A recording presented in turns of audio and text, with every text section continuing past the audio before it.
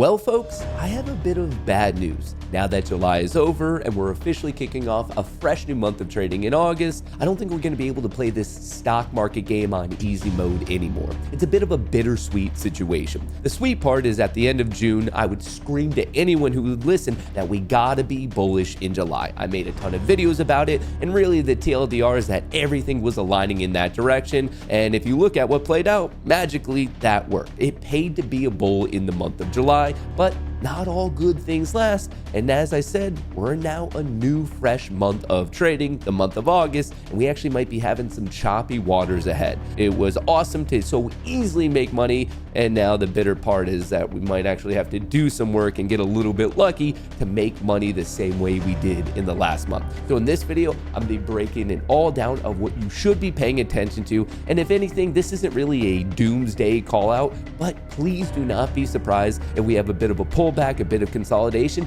or even a little bit of a sell-off, because right now, at least in the world of equities, things are getting a little bit frothy. So once again, not a doomsday call out, but I do want to give you guys all a warning as we get trading into a new month. Now, before we get into all the nitty-gritty details of this video, of course, if you enjoyed these type of market breakdowns and discussions, don't forget to like, subscribe, and turn on your notifications. And with that being said, let's rock.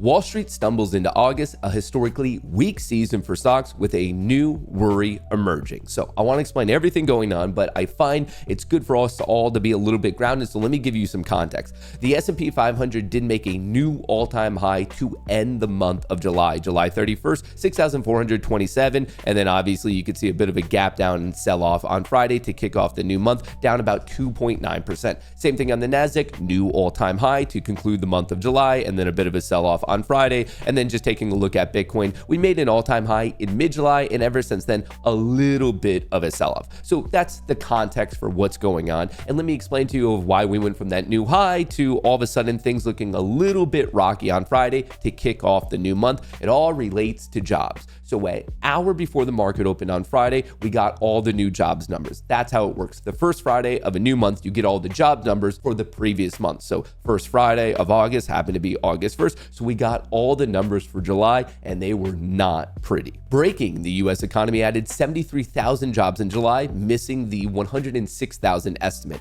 So that by itself isn't good, but it's also not really that bad. What's really bad is the revisions we got for the previous months, which were horrible. May's job report was revised down by 125,000, while June's job report was revised down by 133,000. Over 250,000 jobs apparently just vanished for those 2 months worth of data. And for those of you who are doing something more exciting with your life rather than tracking these numbers, at least the way I do, that is a big deal. It is a big miss, and really in this particular situation, you could boil it down to one of two things. Either the US labor market is entering a recession, or something is seriously wrong with the data. In fact, this revision was so bad that even the president started to pop off and call the numbers rigged. In my opinion, today's job numbers were rigged in order to make the Republicans and me look bad. That in itself isn't that crazy. Where the story took a pretty insane turn was when the president took the whole situation a step further and actually fired the person who's in charge of these numbers. I was just informed that our country's job numbers are being produced by a Biden appointee, the Commissioner of Labor Statistics, who faked the jobs numbers before the election to try to boost Kamala's chances of victory.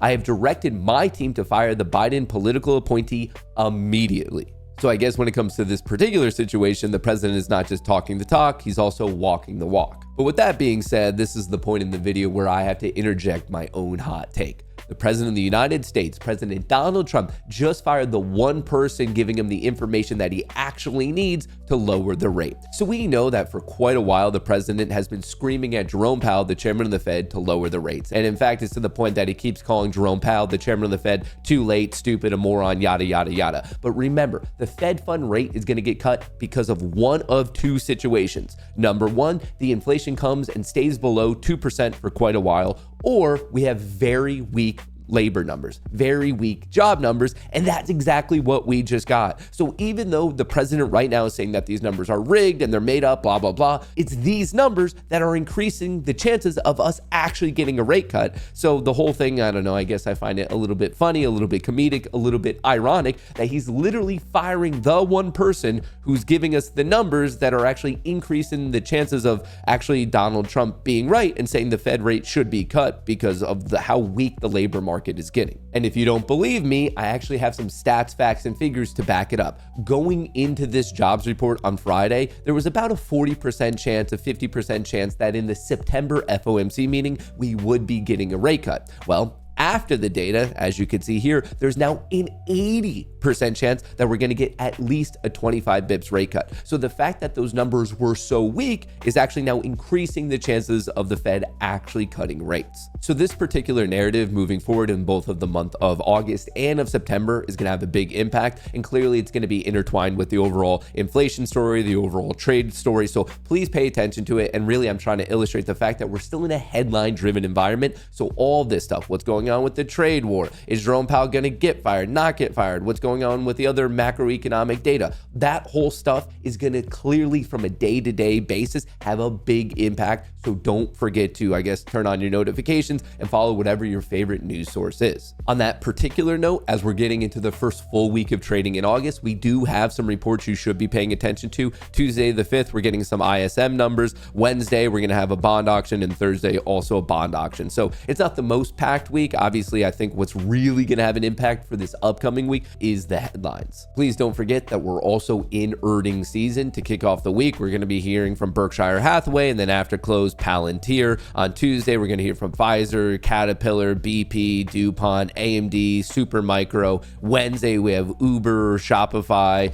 You're going to have Disney, Six Flags, DraftKings after the market closes. Thursday, Eli Lilly, you might want to be paying attention to that one. And then actually earlier than that, you have McDonald's, you have Fubo TV. So it's not as big of heavy hitters as we had last week, but yes, we're still in earnings season. So feel free to screenshot this, go to @eWhispers on Twitter or X or whatever you want to call it. You could get this graphic yourself, but yes, just please remember we're in earnings season. So if you happen to be playing into these, especially if you have short-term options, I don't want anyone to get caught off guard. And last but not least, we got to talk about seasonality. At the end of June, when I was telling everyone you gotta be bullish in July, one of my main arguments, not the whole thing, but one of my main ones was the fact that seasonally, July is very, very bullish. Well, as you can see, the story ain't the same in August. In fact, August over the past 20 years is pretty choppy. Sometimes it's bullish, sometimes it's bearish, sometimes it's absolutely nothing. But the seasonal, the net situation for the month of August is really not that good. So this is the past 20 years. Same thing, seasonality for the past 5 years. It is a slightly bullish month. If you look at the last 3 years, unfortunately, it's actually a slightly bearish month. Like I said,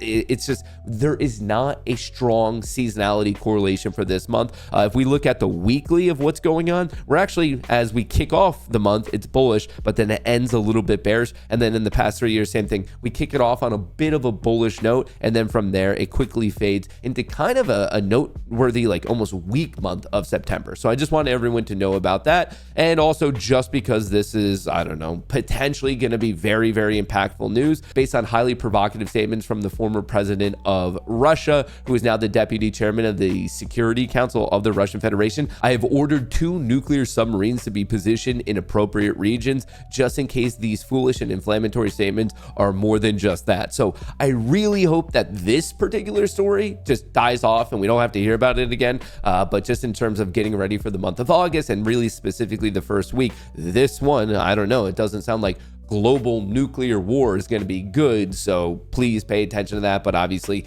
fingers crossed, it becomes absolutely nothing. So all in all, the month of August is going to probably have some choppy waters. I wish I could sit here and say that, hey, we're going to be running back to July. It's going to be easy. Just be bullish and you're going to make money. But unfortunately, what we have on the docket in terms of macroeconomic events, what we have in terms of headline news, what we have in terms of the underlying data set, it doesn't suggest that. I'm by no means calling for like a doomsday market crash. crash. I'm just saying that we're probably going to get a lot more fake outs, and it's not going to be that easy grind to the upside anymore. So my official call out is that we're going to either have a consolidation, choppy sideways, or actually a little bit of a pullback. So I don't want anyone to panic. I'm not calling for this bear market crash or anything like that, but I am saying that I don't think that there's high odds that we have such an easy month as we did in the last one. But of course, those are my own thoughts and opinions, and I would love to hear from you in a comment below. And also, if you have any questions, feel free to put them there, and I'll get back to as many of you as I possibly can. I appreciate the good vibes. I'll catch you in the next one. Peace.